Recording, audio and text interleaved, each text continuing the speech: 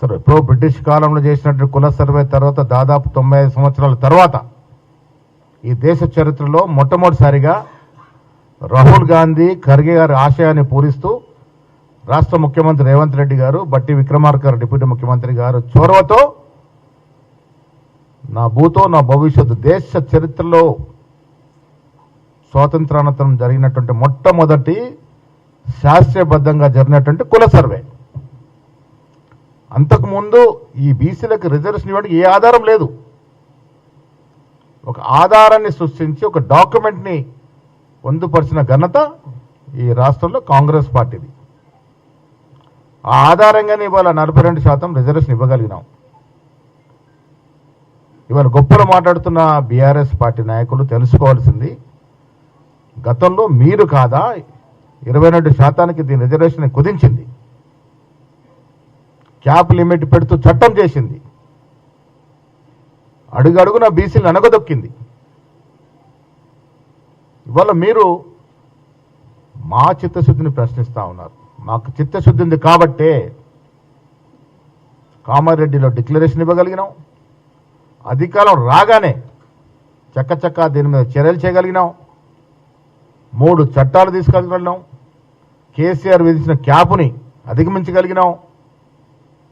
అన్ని options avail చేసుకున్నాక 80% reservation ఇవ్వాలని 42% రిజర్వేషన్ ఇస్తూ జీవో ఇవ్వగలిగినాం. ఇలా కోర్టులో స్టే ఇచ్చింది,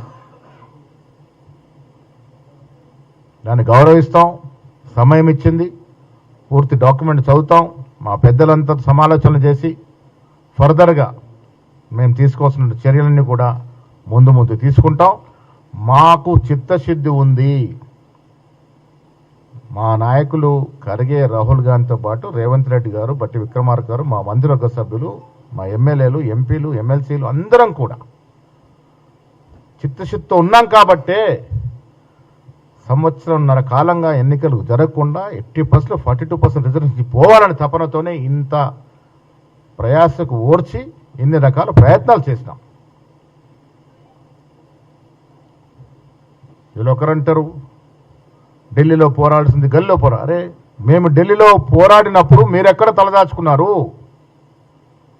యావత్ క్యాబినెట్, తెలంగాణ కాంగ్రెస్ ఎమ్మెల్యేలు, ఎమ్మెల్సీలు, ఎంపీలు, డీసీసీ అధ్యక్షులు, చైర్మన్ అందరం కట్టకట్టుకొని ఢిల్లీ పోయి ధర్నా చేస్తే ఆనాడు మీరు ఎక్కడికి దాక్కున్నారు?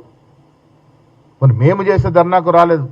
బీసీ సంఘాలు కులాలకు అతీతంగా, పార్టీలకు అతీతంగా వారు ధర్నా చేస్తే ఈ రాజకీయ పార్టీలు బీజేపీ, బీఆర్ఎస్ పార్టీ ఎందుకు తోకముడిచి తలదాచుకున్నారు? రోజు ఇవాళ మా కోర్టులోకి సీనియర్ నాయకులైనటువంటి వయసు నిమిత్తం లేకుండా హనుమంతరావు గారు, కేశవరావు గారు ఇంప్లీడ్ అవుతే ఈ 2 పార్టీల నుంచి ఒక్క నాయకుడు కూడా ఇంప్లీడ్ కాలే. అందుకే ఈ నాయకులు చరిత్రలో బీసీ ద్రోహులుగా మిగులుతారు. ఇవాళ కోర్టు తీర్పు వచ్చినాక